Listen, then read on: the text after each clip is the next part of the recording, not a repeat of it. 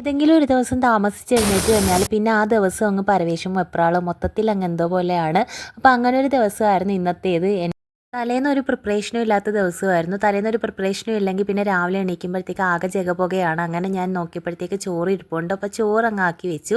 പിന്നെ ഞാൻ പയറെടുത്തിട്ട് പയർ വേവിച്ചു. പയർ കുക്കറിലിട്ടൊന്ന് ആക്കി എടുത്തു. അത് നമുക്ക് പുട്ടിൻ്റെ കൂടെ കഴിക്കാനായിട്ട് ആക്കാമല്ലോ എന്ന് വിചാരിച്ചിട്ട് അതിനും പിന്നെ മത്തങ്ങ എടുത്തിട്ട് എരിശ്ശേരിയും കൂടെ ആക്കുക. അപ്പോൾ രണ്ടിനും കൂടെ ഒരു വെടിക്ക് രണ്ട് പക്ഷി എന്നുള്ള രീതിയിൽ രണ്ടിനും കൂടെ അങ്ങ് ആക്കിയെടുത്തു.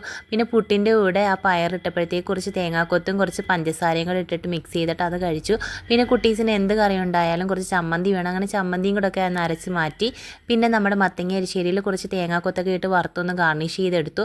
പിന്നെ അതിന് ശേഷം മുട്ട പൊരിക്കാനായിട്ട് കുറച്ച് മുരിങ്ങയിലയും മുട്ട പൊട്ടിച്ചൊഴിച്ചിട്ട് അതങ്ങ് മുട്ടയും കൂടെ അങ്ങ് വറുത്തെടുത്ത് കുട്ടീസിന് ലഞ്ചൊക്കെ സെറ്റാക്കി. അങ്ങനെ രാവിലത്തെ ബ്രേക്ക്ഫാസ്റ്റും ലഞ്ചും ഒക്കെ പെട്ടെന്ന് തന്നെ സെറ്റായി. അപ്പോൾ ഇങ്ങനത്തെ ദിവസം ഉണ്ടെങ്കിൽ ഒന്ന് കമൻറ്റ് ചെയ്യണേ. ടാറ്റാ.